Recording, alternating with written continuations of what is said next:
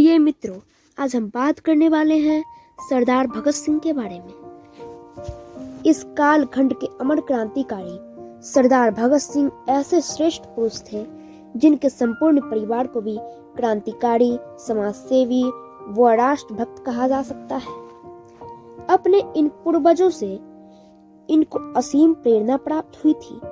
उनके बाबा का नाम श्री अर्जुन सिंह था। वह कट्टर आर्य समाजी थे तथा यज्ञ हवन के कार्य में अधिक परिश्रम करके निरंतर सक्रिय रहते थे। उनके पिता का नाम सरदार किशन सिंह था, जो प्रसिद्ध क्रांतिकारी रहे थे। जिस दिन सरदार भगत सिंह का जन्म हुआ था, उसी दिन उसके पिता व दोनों चाचा जेल से छूट गए थे। इसीलिए परिवार ने बालक को भाग्यशाली माना। इस बालक को अपने जन्म से ही मानो प्रेरणा मिलने लगी थी। जेल में बंदी रहने पर भी उसके पिता गुप्त रूप से अपने परिवार की संतानों को पत्र लिखकर इस पुनीत कार्य में सहयोग देने व सक्रिय होने की प्रेरणा देते थे। भगत सिंह के चाचा सरदार अजीत सिंह भी क्रांतिकारी थे। लाला लाजपत राय के साथ ही उन्हें भी भारत से अंग्रेज सरकार ने निष्कासित करके रंगून की मांडले जेल से बंदी बनाकर रख दिया था। उन्होंने विदेशों में भी सक्रिय रहकर क्रांति के काम में योगदान दिया था। भगत सिंह के दूसरे चाचा सरदार स्वर्ण सिंह भी अंग्रेज सरकार के कट्टर शत्रु थे। उन्होंने अंग्रेज सरकार को हटाने के लिए सशस्त्र आक्रमण किए थे। उन्होंने विद्रोह साहित्य भी प्रकाशित किया था। उनका स्वर्गवास जेल में ही हो गया था। सरदार भगत सिंह के 4 छोटे भाइयों ने भी क्रांति में भाग लिया था। उनके नाम थे सरदार कुलवीर सिंह, सरदार कुलतार सिंह, सरदार रणवीर सिंह तथा सरदार राजेंद्र सिंह। सरदार कुलवीर सिंह का जन्म नावांकोट, लाहौर में 1915 को हुआ। 1938 को पंजाब किसान सभा के अध्यक्ष के रूप में 1.5 वर्ष के लिए वे बंदी बना लिए गए। आगे चलकर द्वितीय महायुद्ध के छिड़ जाने पर उन्हें फिर बंदी बना लिया। जेल में उनके साथ किए गए अन्याय के कारण उन्होंने 65 दिनों तक निरंतर अनशन किया। देश के स्वाधीन हो जाने पर वे पंजाब विधानसभा के सदस्य बन चुके थे। दूसरे भाई सरदार कुलतार सिंह का जन्म श्री कृष्ण जन्माष्टमी के पावन पर्व पर 1918 में हुआ। उन्होंने भी अंग्रेज सरकार पर कई भयंकर आक्रमण किए। उन्हें भी 7 वर्ष तक जेल में रहना पड़ा। मिंट गुवरी जेल में उन्होंने भी 65 दिन तक अनशन किया। तीसरे छोटे भाई श्री रणबीर का जन्म सन 1925 में हुआ। 1942 के आंदोलन में उन्होंने भाग लिया। लाहौर में वे गिरफ्तार किए गए तथा जेल में बंदी बना दिए गए। जेल से छूटने पर वे फिर अंग्रेज सरकार के विरोध में जुट गए। चौथे भाई सरदार राजेंद्र सिंह का जन्म लायलपुर जिले में बंगा नामक स्थान पर 1926 में हुआ। 1947 में यूथ मिलिशिया नामक संगठन का निर्माण उन्होंने किया। पाकिस्तान सरकार ने उन्हें जेल में बंद किया। कांग्रेस के प्रभाव से यह मुक्त कर दिए गए। भगत सिंह की बहिनी बीबी आमर कौर ने तो इनके जेल में बंदी रहते समय उन्हें काफी सहयोग भी प्रदान किया।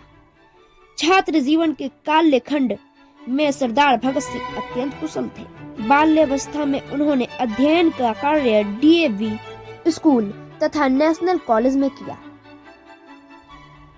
वहां उनके अंदर प्रखर राष्ट्रभक्ति के संस्कार व बुद्धि कौशल्य के भाव प्रकट हुए। पंजाबी तो उनकी मातृभाषा थी, परंतु उन्होंने हिंदी में अच्छा लेखन कार्य व देव भाषा संस्कृत का अच्छा अध्ययन किया। अंग्रेजी भाषा के वे इतने प्रवीण थे कि आगे चलकर न्यायाधीश के सामने उन्होंने अंग्रेजी भाषा में इतनी कुशलता से बयान दिया कि जिसके कारण कानूनी अधिकारियों के मन में उनके प्रति प्रशंसा थी। उनमें शारीरिक शक्ति, निष्ठा व भक्ति के कारण वे बड़े बड़े पहलवानों को भी दोनों हाथों से उठाकर हवा में झुलाकर फेंक देते थे। जेल में बंदी के रूप में रहकर उन्होंने 1 माह का अनशन किया। जेल अधिकारी ने उन्हें बालात्पान कराने की योजना बनाई। 8 व्यक्तियों ने उनके हाथ पकड़कर उनको बालात्पान कराना चाहते थे। एक जेल के अधिकारी ने उनके पैर पकड़े, परंतु भगत सिंह ने कसकर उसके सीने पर लात मार दी। उसका सर दीवार से टकरा गया और फट गया। इतना सब होने के बाद भी अपने सहयोगी क्रांतिकारियों के प्रति उनमें असीम आत्मीयता व सहयोग का भाव था। चंद्रशेखर आजाद के सुझावों का वे सदैव पालन करते थे तथा प्रत्येक क्रियाकलाप के संबंध में उनके साथ विचार विमर्श भी किया करते थे। उनके माता पिता ने उनका विवाह संपन्न करवाने का संकल्प तो ले लिया, परंतु अमर क्रांतिकारी ने कभी स्वीकार नहीं किया। वे घर छोड़कर बाहर निकल गए। उनके मन का संघर्ष था कि वह देश की स्वाधीनता हेतु सतत संघर्ष करना। इसके लिए मन में त्याग, समर्पण व भारत माता की सेवा का भाव था। उनके भाई राजेंद्र सिंह ने उनके बारे में कहा है, सरदार जी के जीवन में कभी कोई औरत नहीं आई। वे छोटी आयु से ही देश सेवा में लग गए। 15 वर्ष की आयु में ड्रामा पार्टी बनाकर ऐसे ड्रामा करते जिसमें देश प्रेम जाग उठे। प्रताप ड्रामा में तो स्वयं राणा प्रताप बन गए थे। मैजिक लालटेन में वे शहीदों के चित्र दिखलाते थे। भगत सिंह के माता पिता ने जब उनकी शादी की बात की, तभी वे लाहौर से अपना घर छोड़कर तत्काल कानपुर में चले गए। वहीं पर उनका परिचय अनेक क्रांतिकारियों से हो गया। इनमें प्रमुख थे चंद्रशेखर आजाद, बटुकेश्वर दत्त, जयदेव कपूर व कुंदन लाल।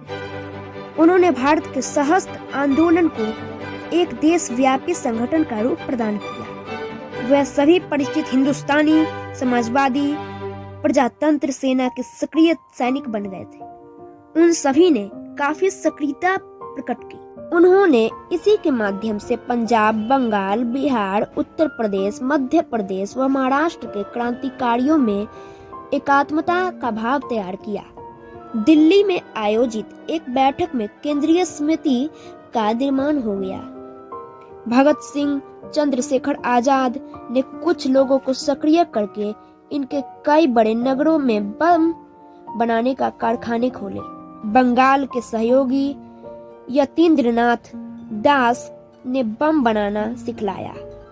लाहौर में एक आंदोलन के अवसर पर अंग्रेजी शासकों ने निर्देश पर पुलिस ने गोलियां चलाना प्रारंभ किया।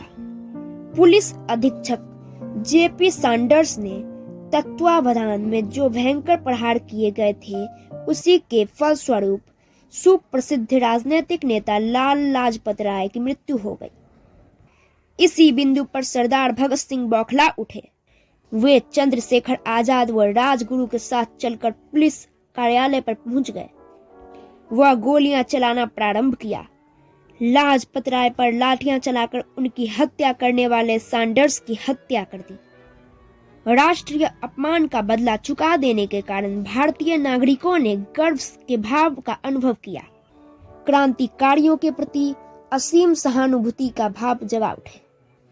बाल्यावस्था में ही उनका परिचय व आत्मीयता भारत के सुप्रसिद्ध नेता व भावी क्रांतिकारी श्री सुभाष चंद्र बसु से थी।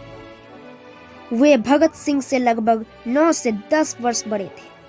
स्वाधीनता के क्षेत्र में उनकी सक्रियता देखकर आगे चलकर जब उन्होंने भारतीय राष्ट्रीय सेना का गठन किया तो नारा लगाते हुए कहा, इनकलाब जिंदाबाद, भगत सिंह जिंदाबाद। अंग्रेजी साम्राज्य के सेना शिविरों में जब निराशा आई, तब नेताजी सुभाष चंद्र बसु ने उनका आह्वान करते हुए कहा, जब तक अपना देश भारत आजाद नहीं हो जाता, तब तक दुश्मन के खिलाफ हर सूरत में लड़ते रहना अपना कर्तव्य है। आज हम सभी भगत सिंह बनने की जरूरत है।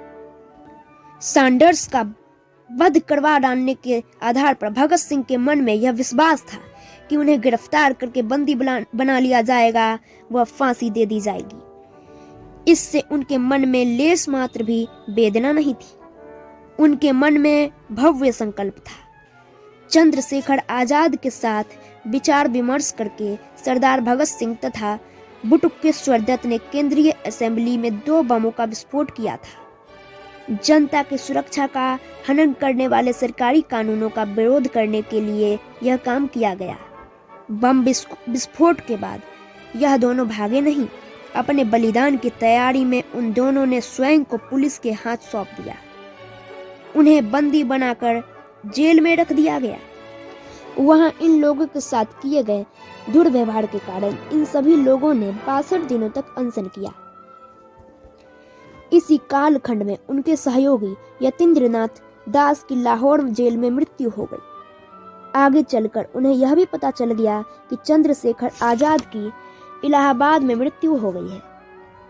इससे उनके मन में मानसिक आघात हुआ। इन पर तथा इनके सहयोगी पर लाहौर षड्यंत्र केस द्वितीय के नाम पर मुकदमा चला। जब वे जेल में बंद थे तब अनेक राजनीतिक नेताओं ने जेल में जाकर उनसे भेंट वार्ता की। उन लोगों ने उन्हें सुझाव दिया कि वे अंग्रेजी सरकार से समझौता करके अपनी सुरक्षा करें, परंतु वे सिर झुकाने से लेस मात्र भी तैयार नहीं थे। उनके मन में विश्वास था कि उनका बलिदान जगत जननी भारत माता की गरिमा बढ़ाने के लिए उपयोगी है। इससे नागरिकों में प्रेरणा का भाव जागेगा। न्यायालय के अधिकारियों ने उन तीनों सरदार भगत सिंह, सुखदेव व राजगुरु को फांसी की घोषणा की। लाहौर जेल में 23 मार्च 1931 को इन तीनों को फांसी की सजा दे दी गई। फांसी पर चढ़ते समय उन तीनों ने मस्ती के नारे लगाने शुरू कर दिए। भारत माता की जय, इनकलाब जिंदाबाद। संपूर्ण देश में इसी राष्ट्रभक्ति के आधार पर इन लोगों के प्रति भारतीयों में असीम श्रद्धा व भक्ति के कारण आज भी उन्हें असीम श्रेष्ठ क्रांतिकारी मानते हैं। धन्यवाद।